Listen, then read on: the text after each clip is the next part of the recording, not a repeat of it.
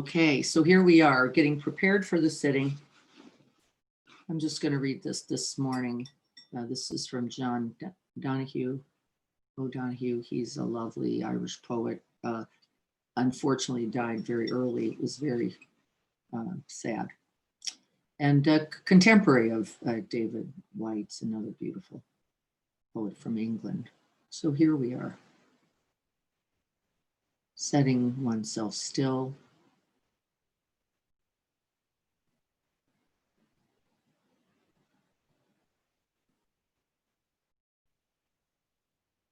And just feeling the sense of the present moment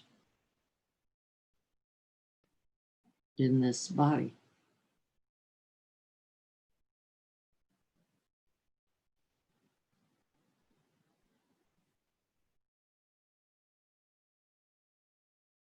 Like the joy of the sea coming home to shore, may the relief of laughter rinse through your soul.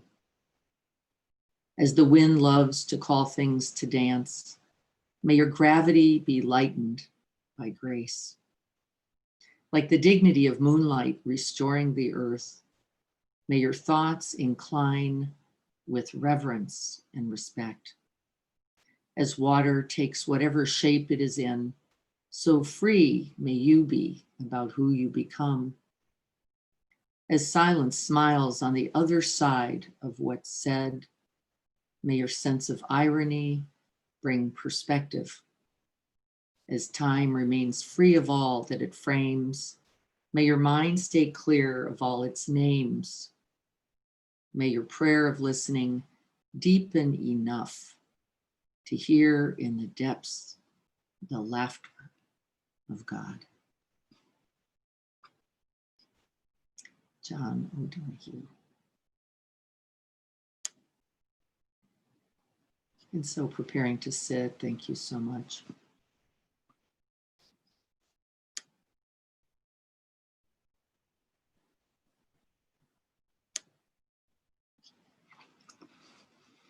Establishing yourself upright, dignified, noble, wise. This is your true nature, spacious, not contracted, present, not distracted, wakeful, not asleep, here, now.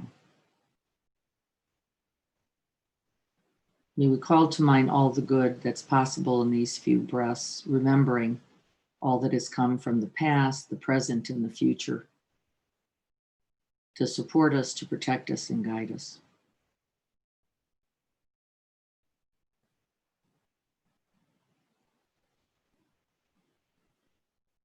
Breathe in that morning air and send out wishes for well-being and ease. May we offer this practice to all beings everywhere without exception, opening that heart door wide, deep, bigger than you thought was possible.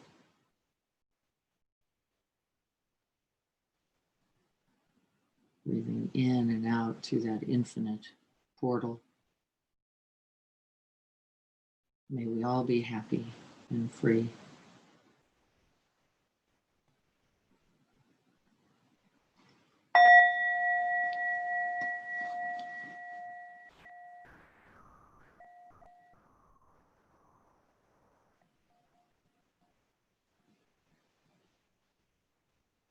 And with the strike of the bell, we begin to incline ourselves towards awareness, full awareness of the body now. And take a few deep in and out breaths. Do that in your own way.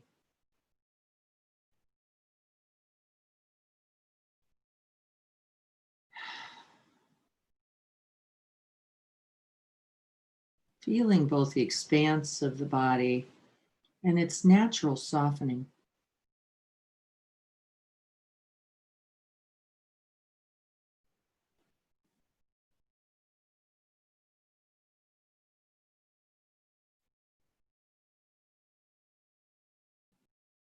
one of the errors of practice is to try too quickly, and it's a lot of striving to grab the breath, hang on to the breath, and then feel all thrown around. And so we don't really operate in that way. We first just it's a gentle approach. We incline the mind towards the sense of the whole body breathing. And so I always begin down at my feet, but it would be as easy to begin at the top of the head. I just like the grounding. So I invite the attention in one's breath down into the area of the feet. And I just begin to breathe it up, making contact.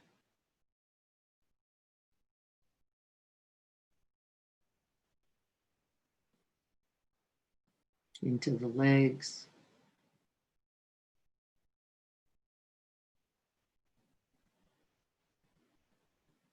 And then into the hips, just a light touch making contact.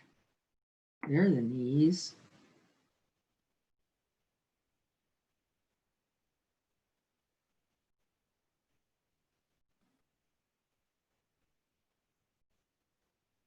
And then gathering the attention somewhere in the mid part of the body. I just use the base of the spine.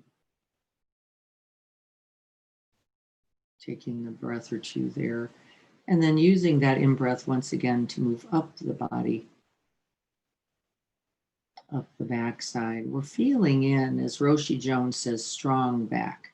Not rigid back, not tight, and so be careful. I almost always invite a little universal sway, gentle swaying with the breath for a moment, just so I don't tighten up.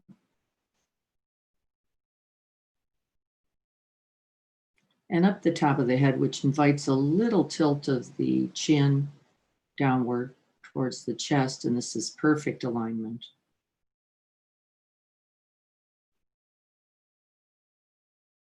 And then it's a little like a gentle bow. We're really opening to receive. And so as the next in-breath happens, we breathe in from the top of the head down into the front of the body, letting all that goodness, all those aspirations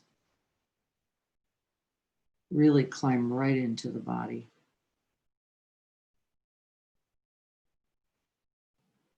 Whatever else you were doing, not important.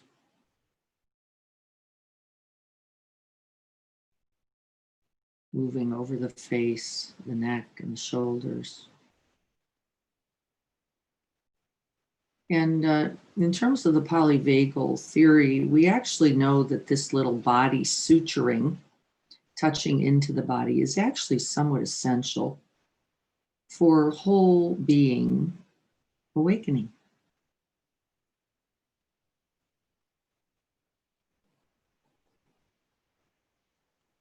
And down beyond the shoulders, the arms, feeling the weight at the sides and flanks, letting it be there.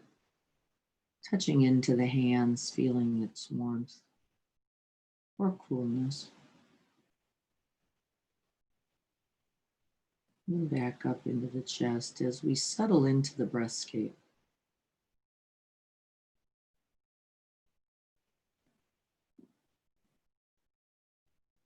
And we're keeping a light touch here as well. We're not zeroing in on any breast spot. That comes naturally.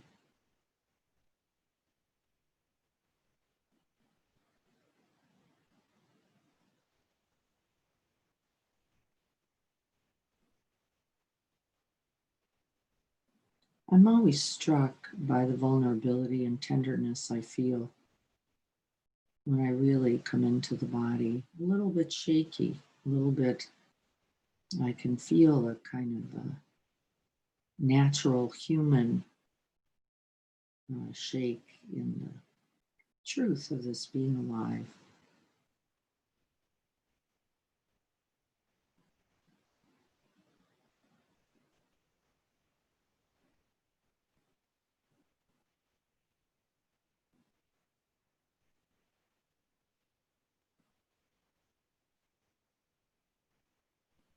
It reminds me of all of our humanness.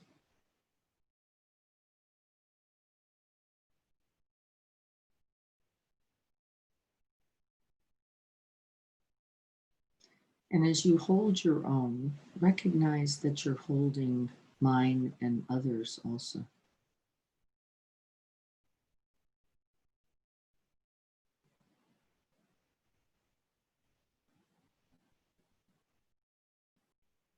Remember the preciousness of this human life. We remember the truth of impermanence, each breath and moment a gift.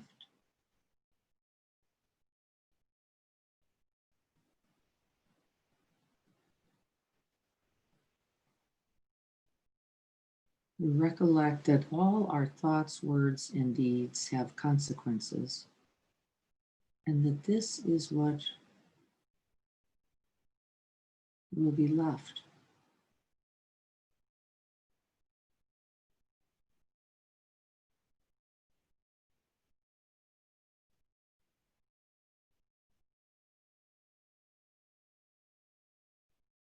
We recollect the truth of suffering and the reality that there is a cause and a path to its end.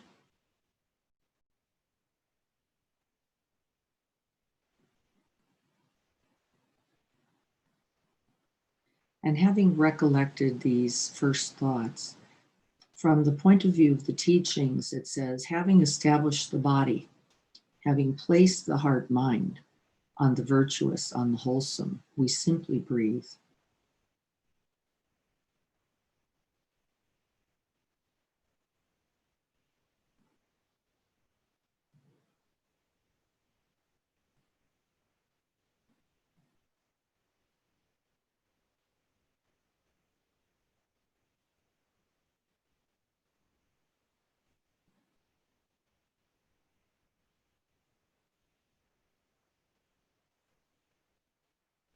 And now we're solidly 20 plus breaths into the practice, and no matter what else happens, it's all gravy, because you are establishing a heart mind for the day.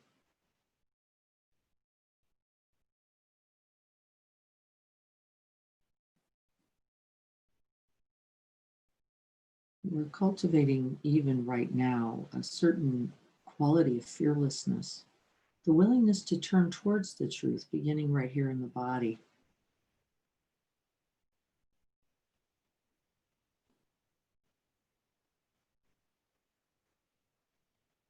And then as we gently touch in with each out breath, and then when it opens, each in breath,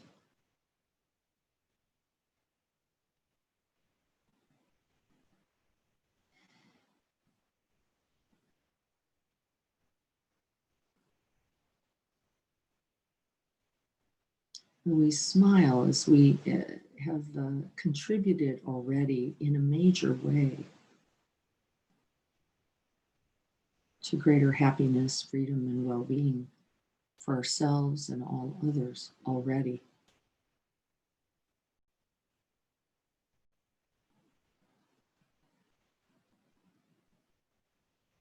And can we rest right there in that aspiration? May this practice be of benefit.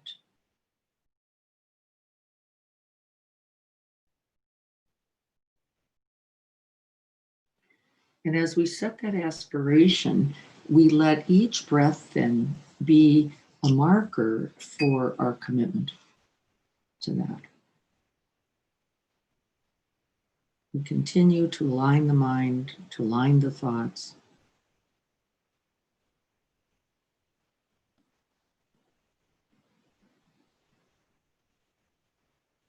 and to come into the body to embody them.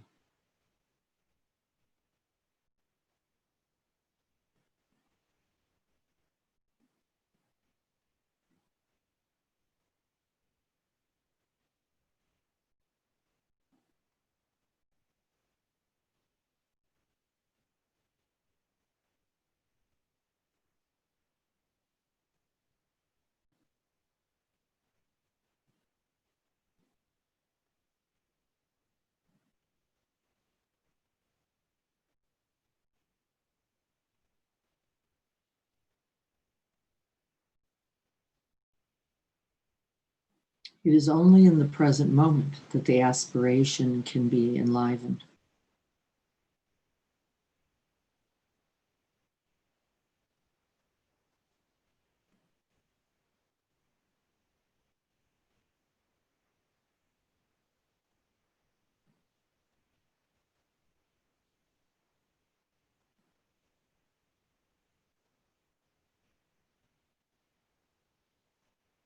This is right effort, breath by breath and moment by moment.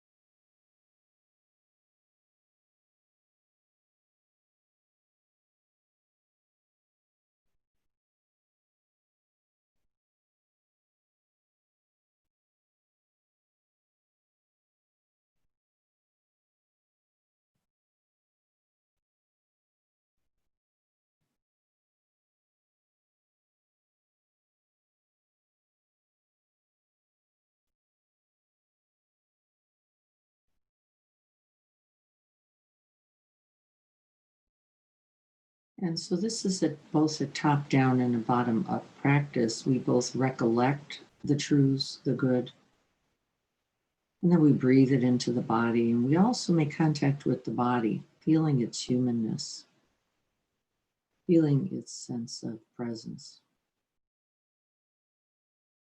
And we connect these aspirations with this body.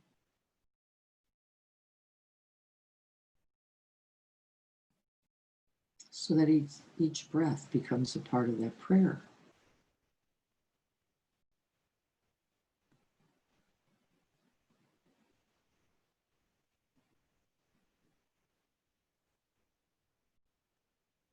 Each breath becomes a blessing.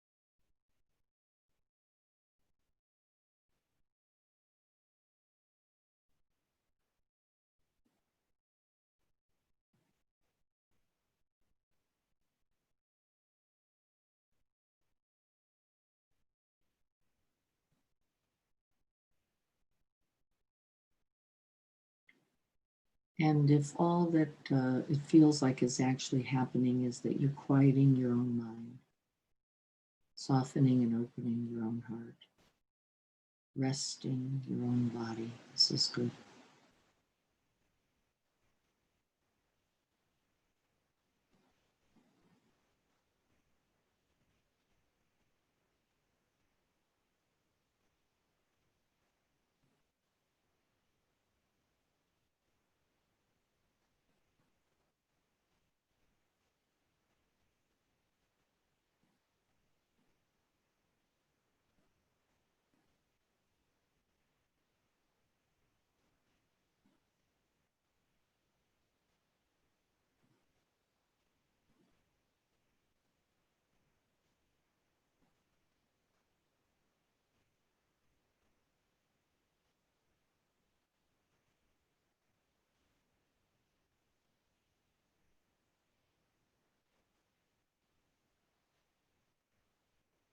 Good at the beginning.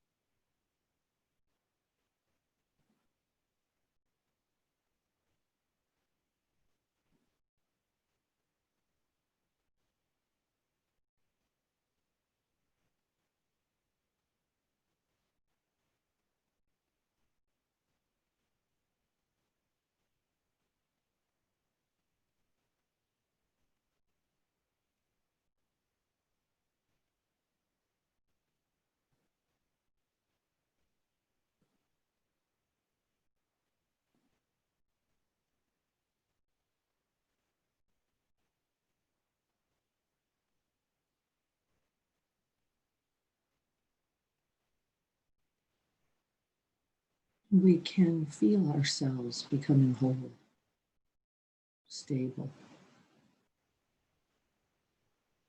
present.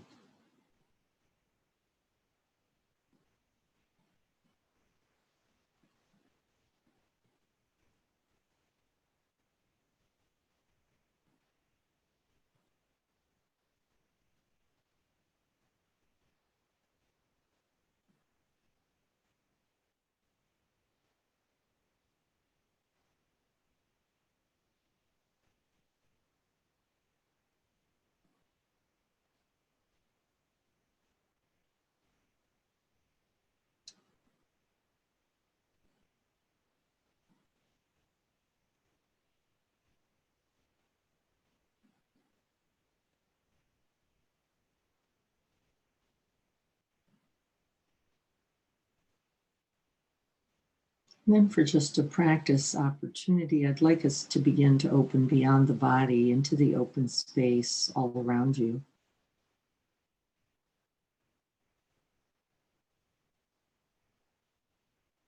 And beginning to place your attention on sounds or hearing.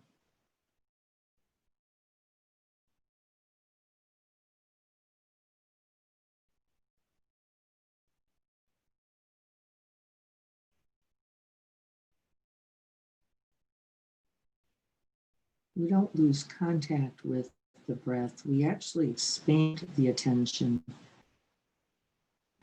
around the breath, still including the breath. It's still available when we need it, but now open wider to including and making the primary object sounds.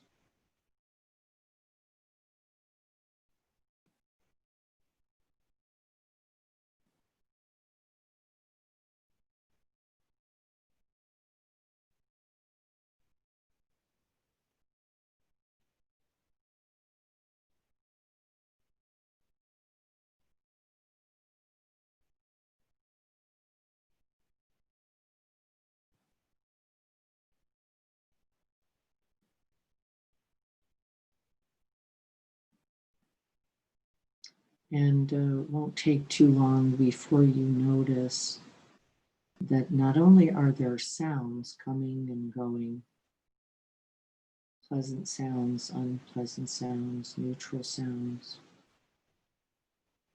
maybe familiar sounds, but there's also this sense of pervading stillness and silence.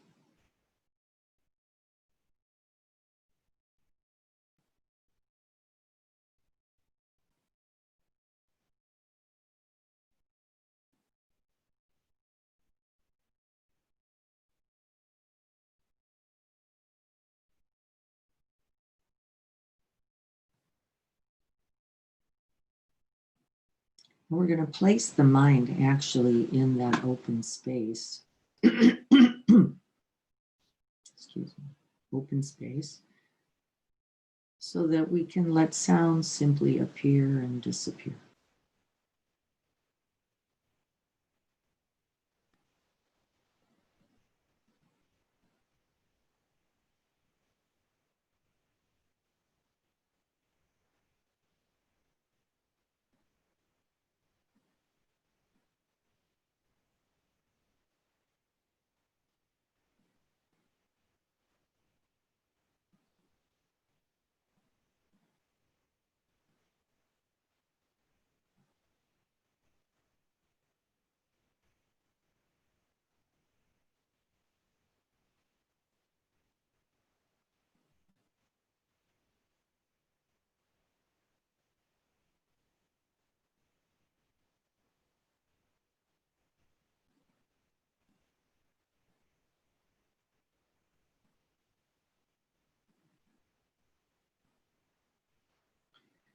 And as you're hearing sounds, what you'll begin to notice is that there is an immediate, almost co-occurring sense of Vedana, or pleasant or unpleasantness, that comes along with the object. So the dog just barked, and of course that caused me a little distress. I want to make sure the dog's okay. And so I breathe that distress in for the dog, just naturally sending out the wish for his ease. This is the way we can begin to use the breath in each moment. I was making contact with the ticking clock and thinking about all those people just came to mind who are rushing about, getting their kids settled, getting to the workday, having too long a list of things to do. I can feel the felt sense of that distress, and I'm choosing to breathe it in. And I'm sending out open space and time. You can use every breath, every object in this one intention to be of benefit.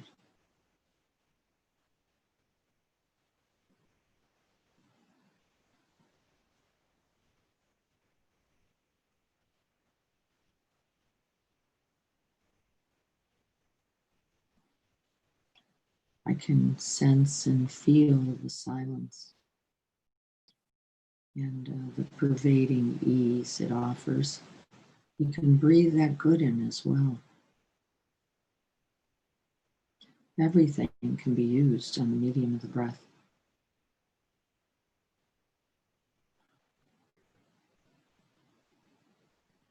We can send that silence, that stillness out to those who are in distress or chaos.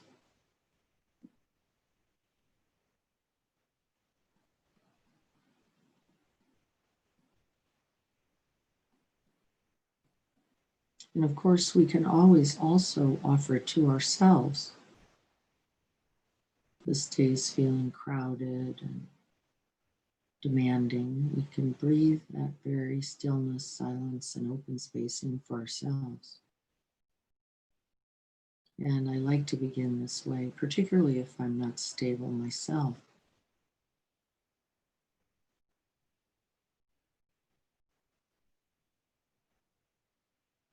This is not selfish, it's not self-centered.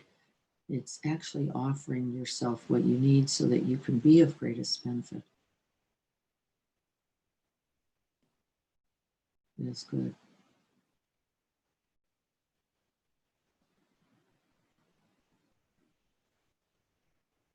We can take in the good, breathe it in, and send out the good. We can keep it as needed.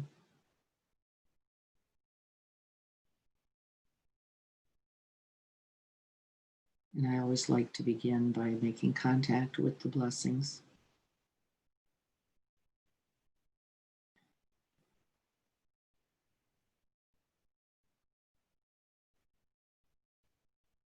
Using the breath as we exchange ourselves for others.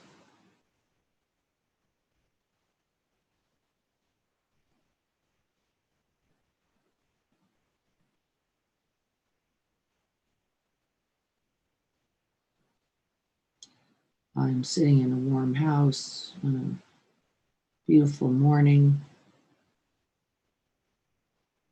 with a loving community. If I make contact with that as I just did, I can gather that goodness and I can send it out to all those who are cold, who are homeless, or who are lonely.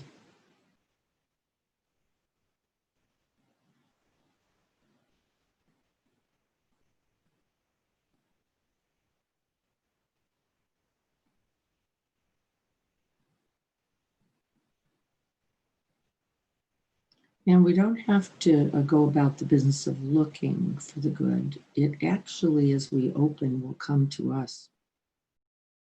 And so there is a little resting back in that still and silent space. Don't go on the hunt.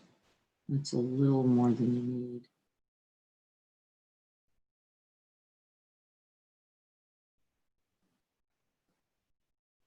Let the goodness arise.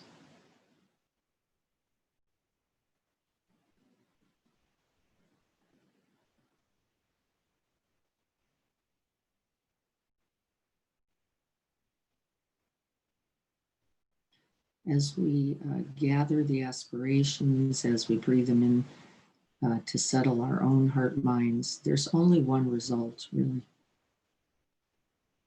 And that is out of that fullness, out of that wholeness and completeness, there's nothing left to do but breathe it in, whether it's the goodness we make contact with, and send it out.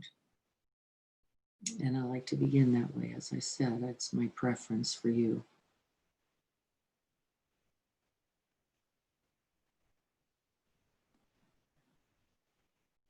And so last night we did a gratitude practice and we just kept finding things that were blessings.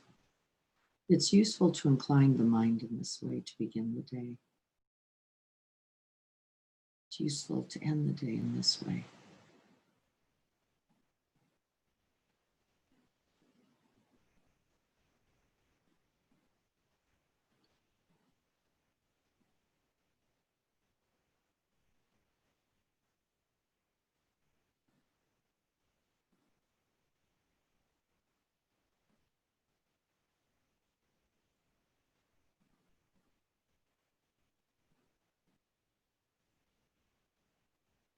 And another example, I just made contact with the ease of my ability to sit and to sit up. I know that's not always possible for people. And a friend of mine just came to mind who has a fairly significant back problem right now. And I'm sending this back ease to her.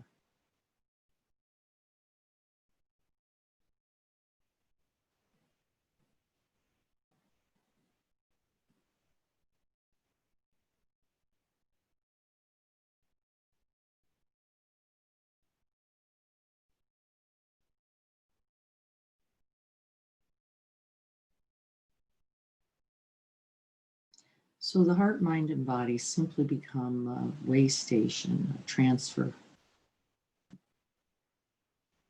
conduit for the good.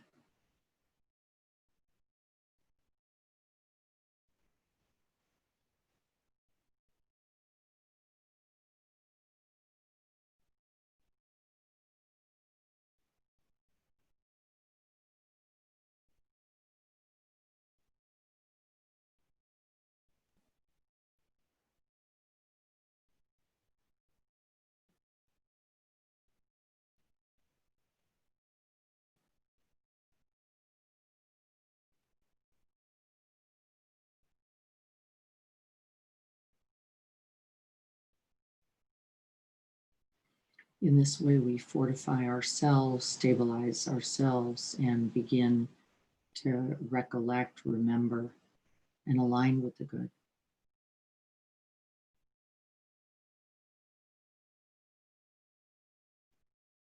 Our true nature.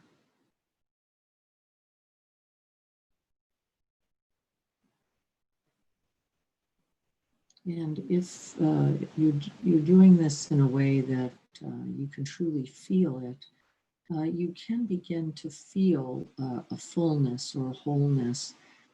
And actually, it just so happens every time for me, really now, naturally, I begin out of that wholeness to begin to wish for others' happiness and others' relief.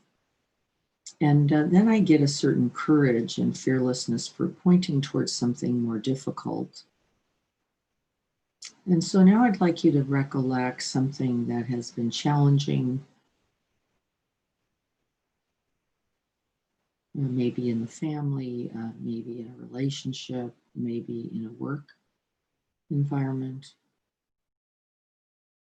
maybe in your own heart mind.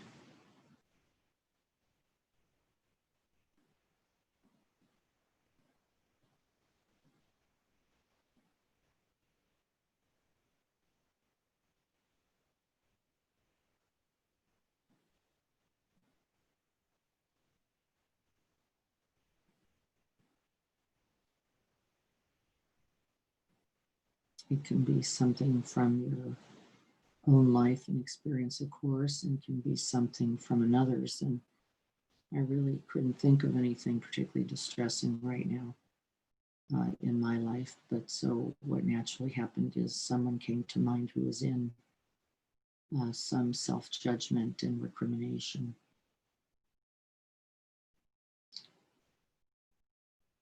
A lot of self-blame.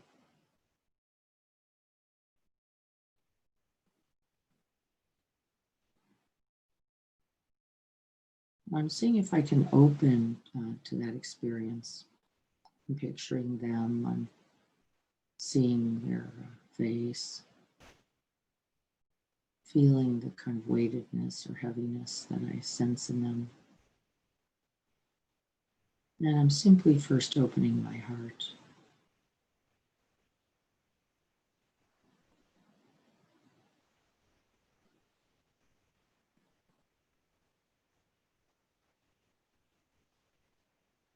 And then we can begin to breathe it in. Breathe it in for ourselves, breathe it in for the other. But stay in contact by breathing it in, letting it touch into this radiant heart space, this goodness.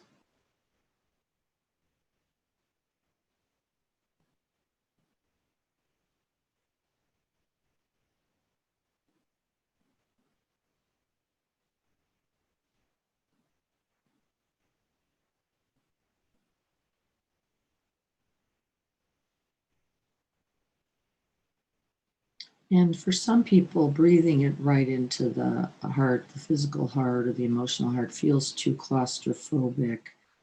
And so what feels a little better is to just breathe it in through the whole body being.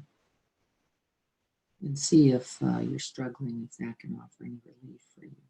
Breathe it in through every pore. The very willingness, we remember, is the transformation, that we open to the truth of difficulty or suffering.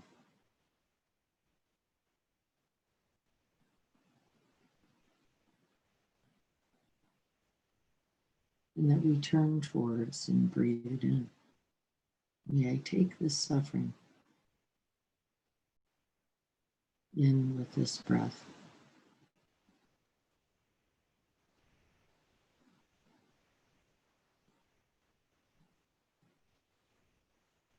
And like a drop of water on a hot iron, it takes that solid, permanent, solidified sense of suffering and turns it into vapor.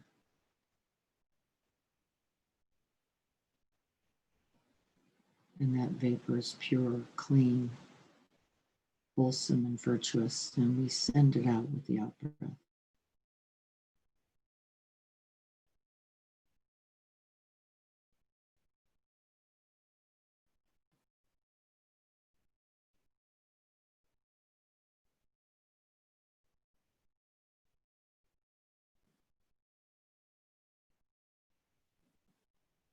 And we smile as we remember that this will be a benefit.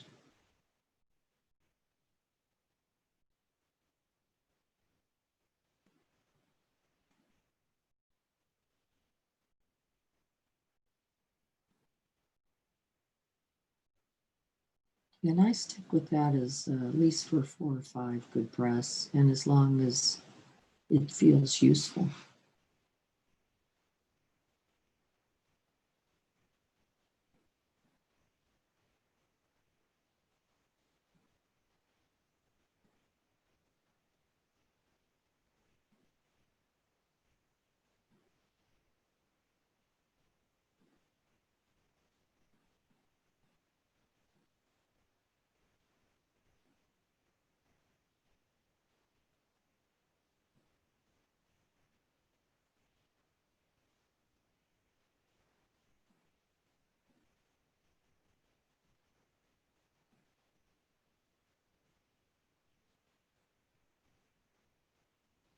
And if we become distracted, this can be a signal of our own distress.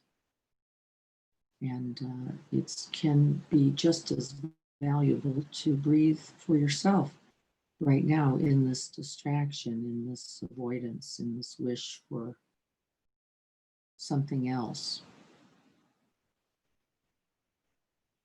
We can actually breathe in for ourselves in our resistance, in our struggle.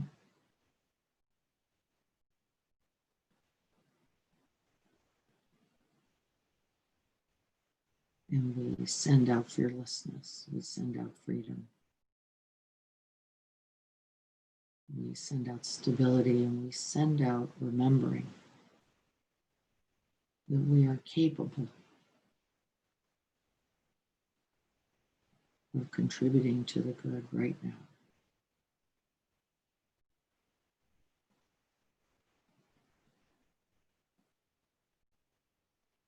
We breathe in for ourselves as long as is needed.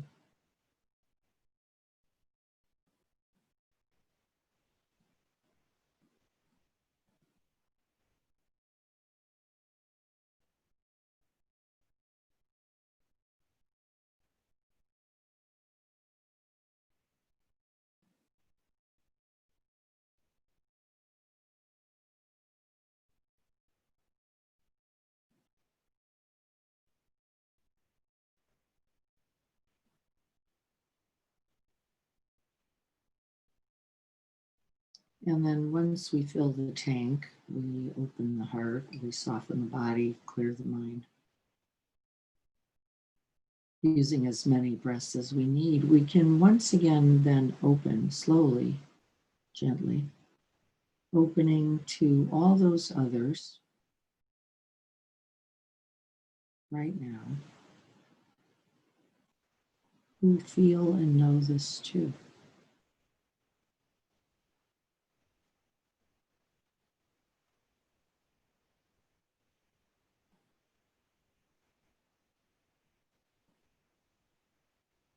All those others who aren't sure they have what it takes, who don't feel like they're enough or have enough, who have fear,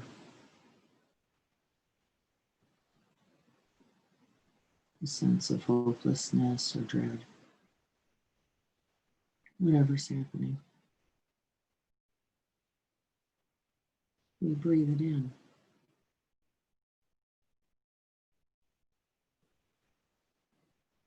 And we send out that light, the light of compassion, the light of love, kindness, wisdom, and well-being.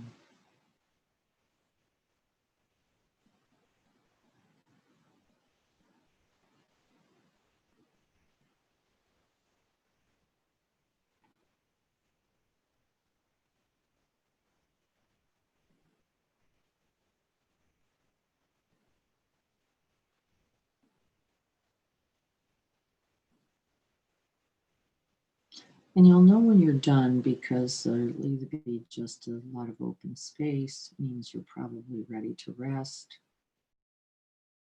If you get a little overwhelmed, it's also probably time to begin to transition back to embodied presence, resting in the body, resting in the rhythm of the breath.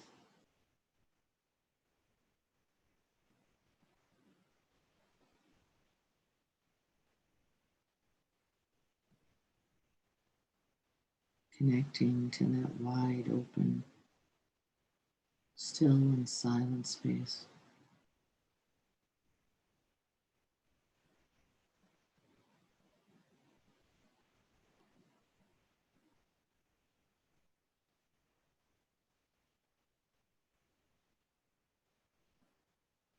Good at the end.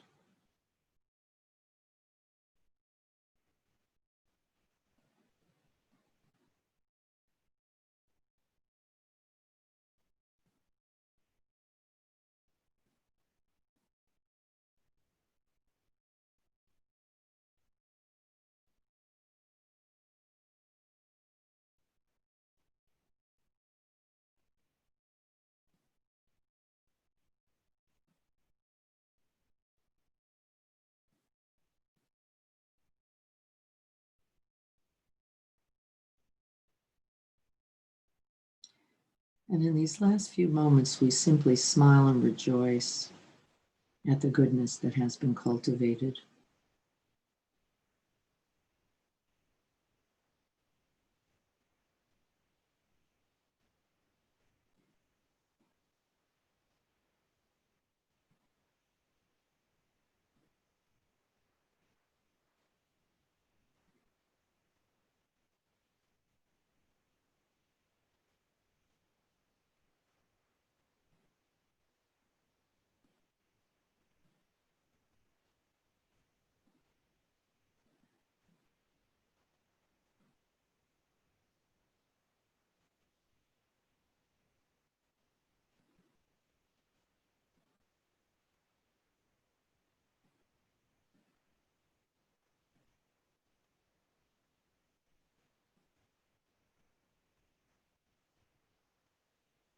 Good in the beginning. Good in the middle.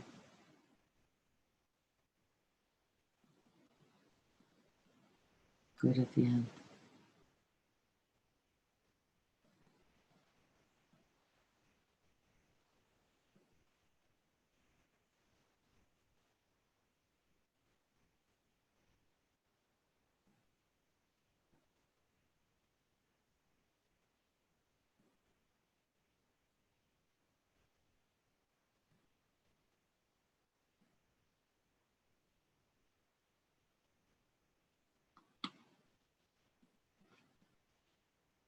May all beings benefit.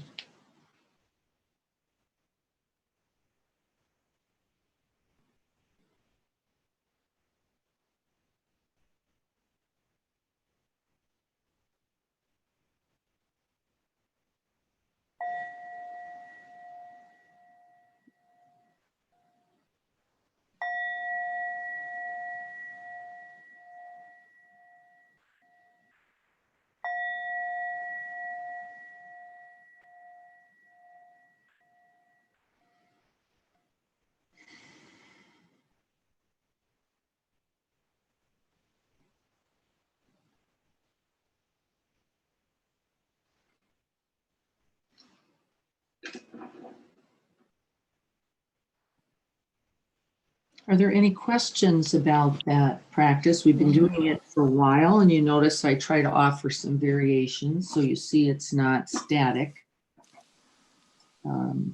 There's no one right way, though there is a right, though the method can vary. The intention is always the same.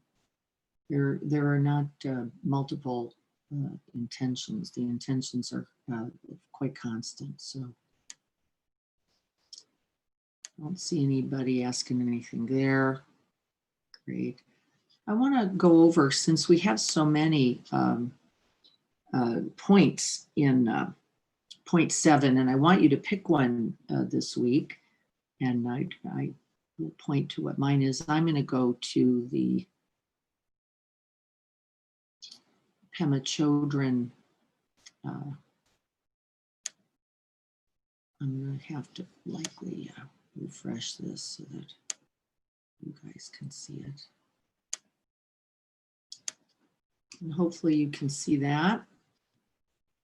This begins, point 7 begins with slogan number 39. So we're going to actually move through these pretty quickly so we can understand them sufficiently. So this is number 39, beginning of mind training point 7 of the 7-point mind trainings. Here we are approaching the end. All activities should be done with one intention. You heard me just say that. And the intention is always directly or indirectly to be of benefit. Either way, directly or indirectly. We cultivate a certain attitude or quality of kindness, of fellowship, of the wish to be of benefit. And that is in all things. May this be of benefit. And if you don't have any other slogan you can hang on to this one. May this be of benefit. Whatever it is that you are doing, saying, speaking, thinking, or otherwise. So that's number 39. Number 40 is correct all wrongs with one intention. I think I might have to keep refreshing this. I'll see if I can do that. Correct all wrongs with one intention. Wrongs refers to the difficult circumstances that we encounter. We see them as wrong, don't we? It's not because they're truly wrong. It's because we don't like them and we don't want them. And what we did here is use the difficulty to develop compassion, both for ourselves and for others. And in one point in the training, once again, I said, if you're having a difficulty, you can stop and turn that compassionate and kind attention once again towards yourself. Begin again, begin there, and then expand it as it will to all those others just like me who feel this too. That's the Tonglen practice, that exchanging of self and other using the medium of the breath. I would say that's probably the easiest definition. So then we'll go on to 41. That is 2 activities, one at the beginning and one at the end.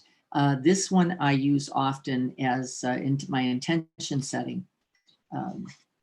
I begin the day, of course, by setting the intention to be most kind or loving, patient, generous, trusting, open-hearted, whatever it is that I can make contact with, and actually make contact with needing.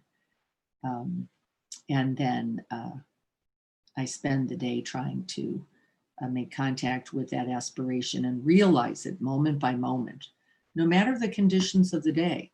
How am I going to be most loving right now? How can I be most kind right now? What's the kindness towards both me and the other?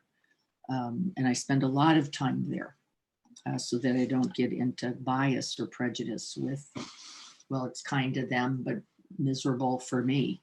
That's not very useful. We spend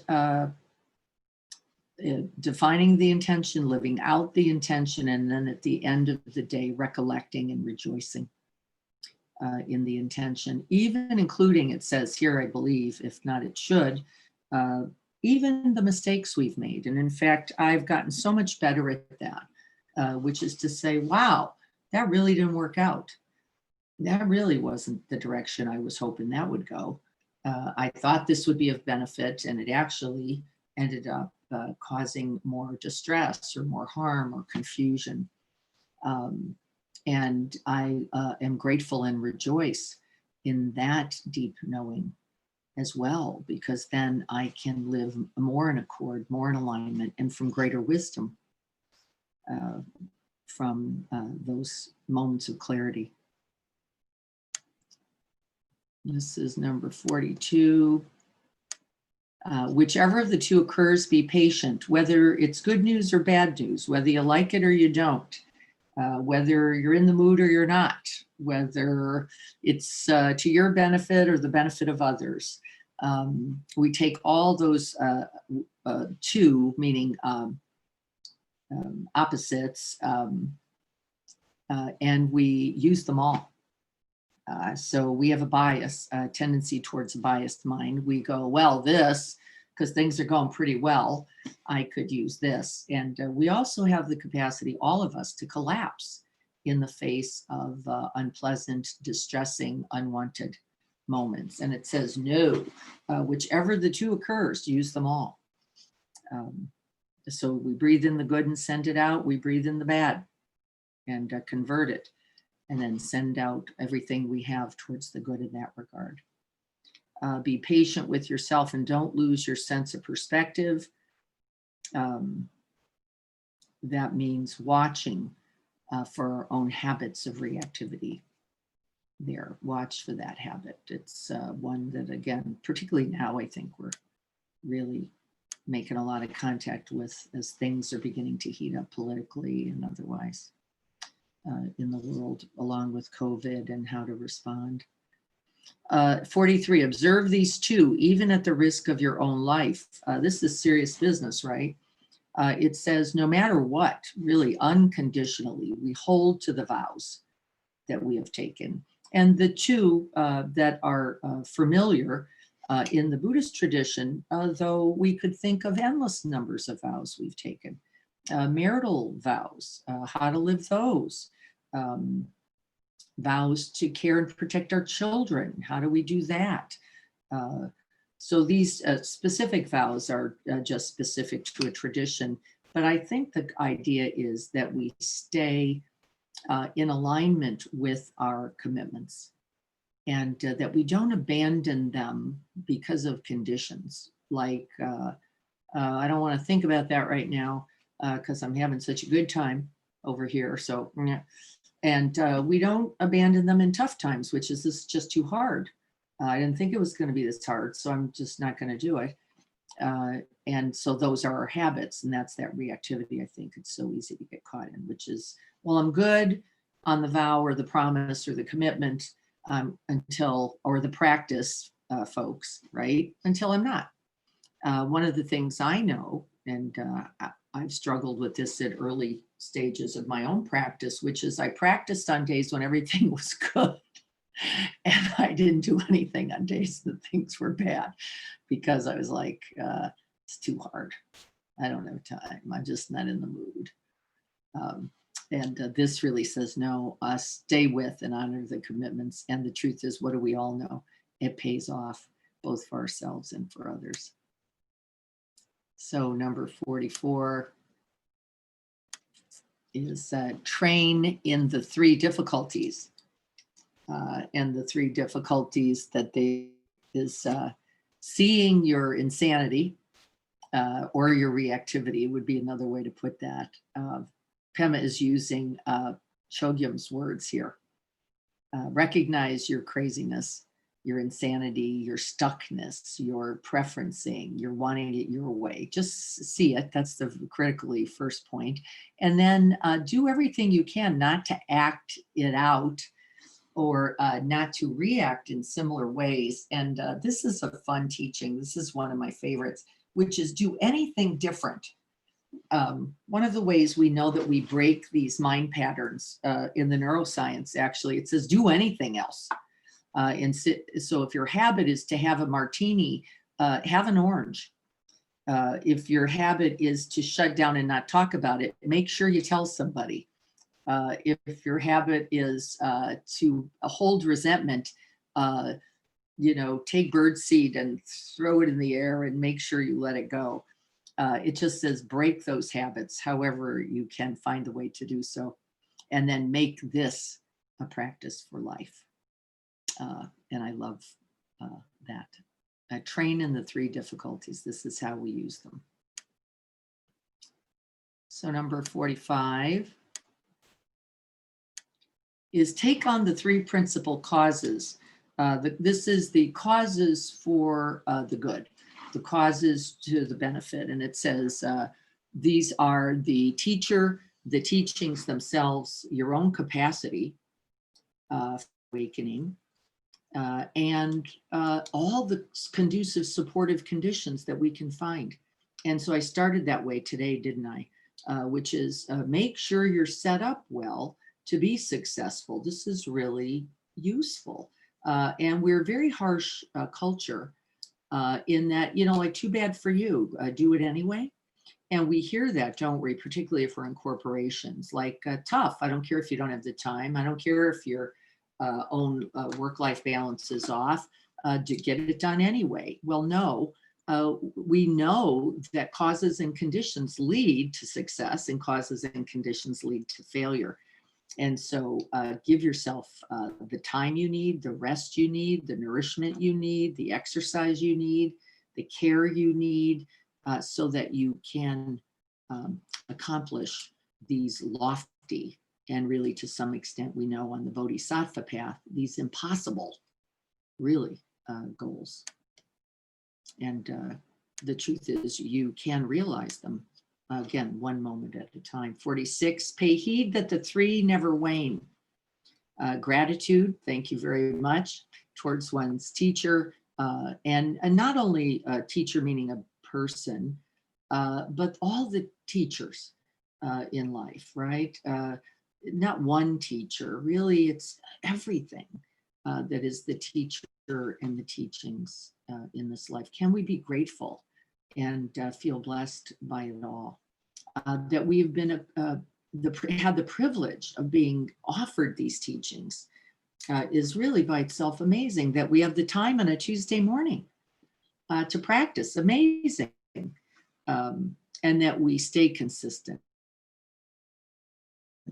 I think that's a key with those teachings and those instructions, and that we use the Sangha as well, and recognize its benefit, feel its support, and then use it as we aspire. It says to live one's life, to awaken, and to be of benefit. Remember that phrase, to be of, may this be of benefit. Number 1 slogan in my mind. Here's 47, keep the 3 inseparable, body, speech, and mind. Keep those in alignment. If your thinking is off, what do we know? Well, then the speech is off, and then the ways we act or act out is off. And then we also know the reverse, which is if I start with a clear mind, open heart, and I align myself consistently towards that, then those things I speak are in alignment with that. Then the ways I behave are in alignment with that and their aspirations. And so we stay committed and in it and in alignment. And we use the mind trainings to help us, which is the whole point of them. Here's number 48, train without bias in all areas. It is crucial always to do this pervasively and wholeheartedly. Pervasively, I think, means in all situations, at all times, under all conditions, and wholehearted means with your whole being, body, mind, self. It is important to include everyone and everything as a part of your practice. And boy, isn't it true. I think it takes years to really align ourselves with time on the cushion and time off the cushion, but that's a part of the path. And so the recognition that no, sometimes I act inconsistent, sometimes in spite of my aspiration, but we can use even this. We use failure as much as we use our perceived successes as a critical and useful information and practice. All of my failures have helped me generate terrific compassion for other people also, because I feel fairly committed to the practices, and sometimes I can't get over how I in a moment can fail, as if all these years of practice were not even there. Always meditate on whatever provokes resentment. This happens to be one of my favorites. I don't use the word resentment here. I just use the word reactivity. Always meditate on whatever provokes reactivity. So if I'm noticing a tightness, a grip, or why are they? How come? Why me? I try to frame that in, oh, wait, here's a perfect opportunity. This is it. It's been offered to me, in which I can breathe in the difficulty, beginning with myself and then for all beings. And I always start with myself. Can I breathe in wishing for my own clear seeing, my own relief, my own wisdom to come forward. Do it with small things all the time, just like we started today, the sound of the birds, the sound of the clock, the sound of the dog, and then we can continue to expand it as they arrive on the spot, we call it. Here is 50. Don't be swayed by external circumstances. We all know what that means. It actually means that we use our circumstances primarily as excuses for why we can't, for why we didn't, for if only it would have been Wednesday, not Tuesday, if only. This is both for the practice. We have thousands of infinite excuses for why we are not taking the time we need for our own practice, as well as the way we then live our lives. There is really, you couldn't come up with a good enough reason, whatever it were, nothing would account, because nothing will be of greater benefit than the work we're doing now. And if you can't feel that, then talk to me. It means you're doing something wrong. This time, practice the main points. This is simple. Seek to help others is more important than looking out for ourselves. Remember, this is only in relationship to ego clinging activity. So if not the care, true care and nourishment, the true attending to one's inner being and the path, that's not what it means. It means those ego clinging. If only I could get that new car, if only I could get a material object, if only I could get the circumstances my way, then I could practice, then I could be kind. No, it's not actually the way, and it doesn't turn out to be true, as we know. Practicing what your teacher has taught you is more important than scholarly study. It means stop reading, start living. If you're just reading the books and not putting it into practice, forget about it. You actually start practicing it in your everyday life. Put the book down. Awakening compassion and thus lessening selfishness is more important than any other spiritual practice. Recognizing the truth of our human condition, I would say, is the beginning of that. And then from that, in the recognition, as we are no longer distracted by, if I could only get that pleasure, if I could only get that good, if I could only get that high, if I could only get that, then my life, then I could be kind or compassionate. And it actually doesn't happen that way.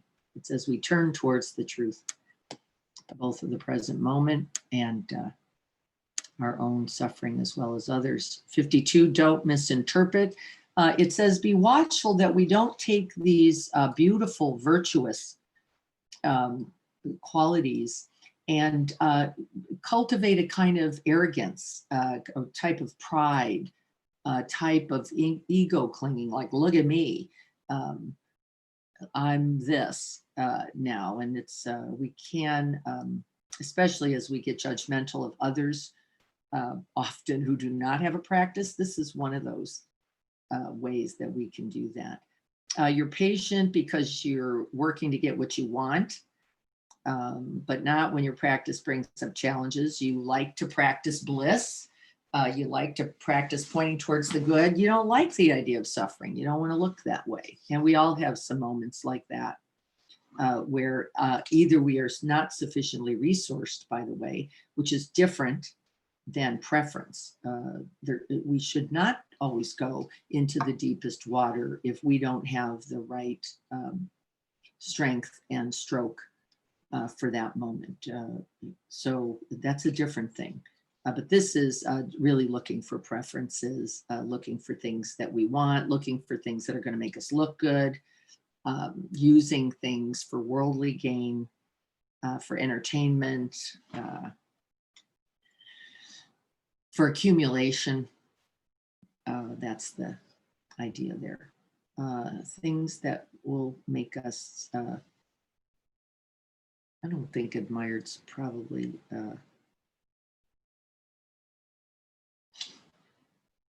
using things to, I got to think about how to say that. Make oneself look good and make others feel bad.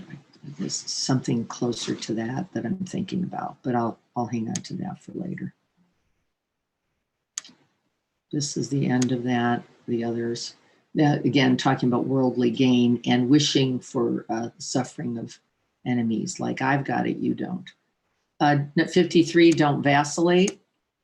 That means don't, of course, don't vacillate in the aspirations, in the commitment to awakening, in the wholeheartedness that with which we need to train. And the other one, of course, is now train wholeheartedly, number 54. Train enthusiastically on strengthening your capacities for kindness and compassion, and make that a high priority rather than put it down. If I get time later today, I'll invest something. It's a moment by moment, every day, every moment practice. 55, liberate yourself by examining and analyzing. And here's the commentary from Pema. She talks a lot, and I love her commitment to this, that we have to be honest about ourselves. And it does require a kind of fearlessness to be really genuine with the truth of the situation. A couple times I've remembered as examples, my husband, not now, of course, but more at a time, would go, "Are you mad? Or are you being snarky?" And I'd go, no.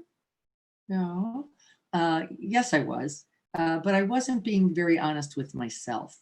I didn't want to face the truth myself, that I was in resentment, that I was feeling burdened, that I was feeling taken advantage of, that I was resentful or angry in some way. And I was not always honest with myself.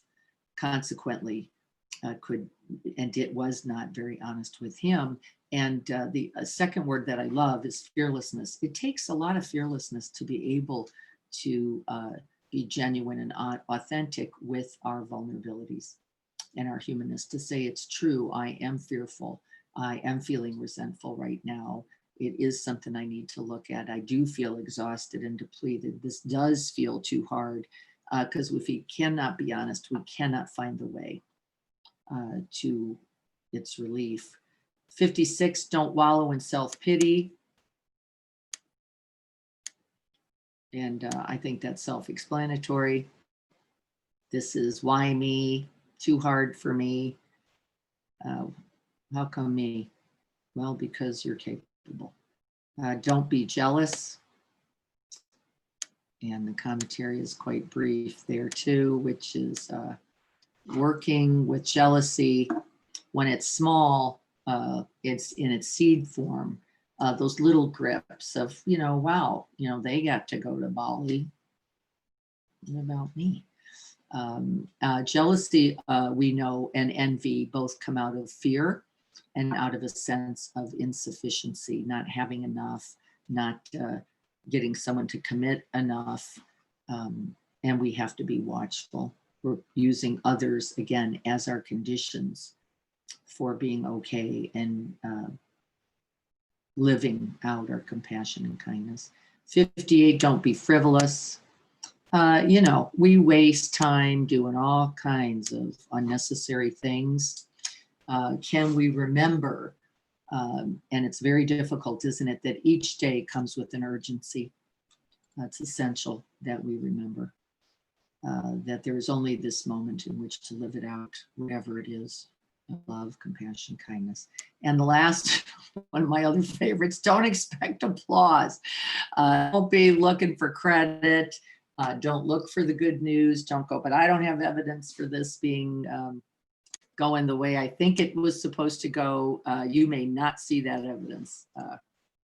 So be watchful. I'd like you to pick one of these this week for work. I'm looking forward to talk to you on Saturday about how those have unfolded for you. Annika, yes, really irritated with your husband. Yeah, a message, right? And we can use our relationships with intimate others, I think, in the most profound way, can't we?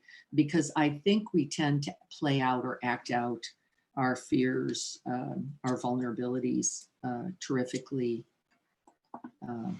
there. So again, look at the slogans, find one that feels particularly ripe, like good news for you. I'll look forward to talking with you more on Saturday about how that practice has been going. The one that I am choosing to work with is how to use a moment of reactivity or contraction as a contribution to the good. How am I going to wake up instead of just shut down and go off into my old autopiloted habits? And I love those teachings, and I love catching it on the spot. And I do have sufficient compassion for myself and others now to be willing to be honest about that. And at the least, to pause instead of just act it out, like capture it and say, oh, sweetheart, you must be pained. You must be in fear. You must be lonely. You must be tired. That this contraction is, or reactivity is even happening. Okay, I think we're already at 8:30. Let's just sit together for one more brief moment together. And then onward into this beautiful day.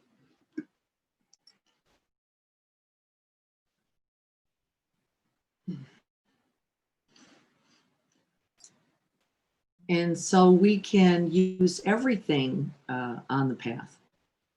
And we can breathe in everything. as we exchange ourselves for others, willingly taking on the difficult, willingly offering up all that is good. This is the path of the Bodhisattva. It always makes me smile. And we know who they are because we've experienced it ourselves. Someone stepping up when there was maybe not even a good reason you could see for them to do so. Somebody staying, somebody offering something that made all the difference.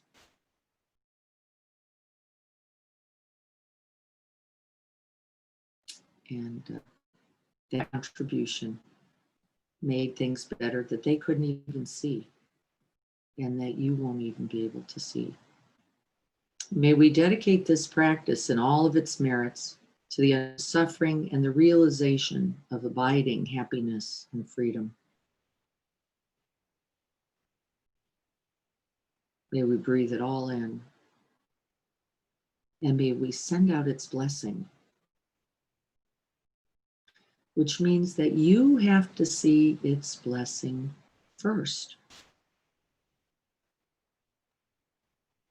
Whatever it is, you have to see its blessing first, because you can't offer what you cannot recognize. And so may this practice offer this softened, available, open body, this clear seeing, wisdom mind, and this radiant, compassionate, and loving heart.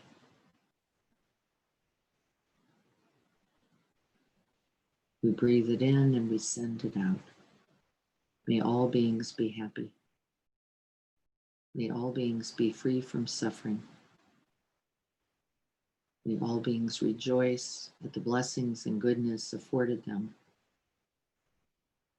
May we all rest in the great arms of compassion, kindness, love, wisdom, and equanimity. Free from greed, free from hatred, free from attachment and aversion. There is no failure on this path. Everything is usable.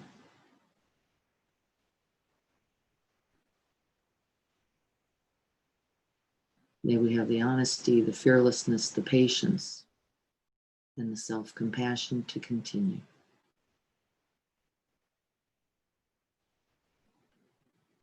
So be it.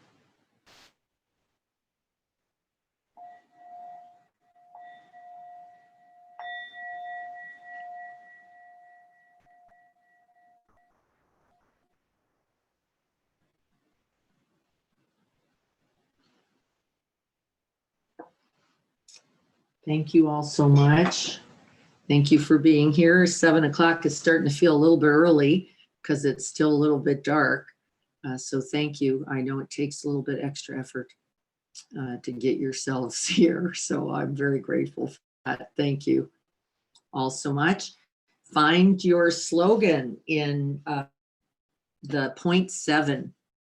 I'm going to be working with reactivity and using it on the spot. Let's see what you come up with. It's wonderful to see you all this morning. Good to see you. I will look forward to seeing you on Saturday. Please remember that Greg is guiding meditations this Thursday and every Thursday at 7 a.m. And I hope you'll join us. We've had a somewhat of a low attendance for that, but I know we need it. So I hope you will join us there. All right, everyone, blessings to you.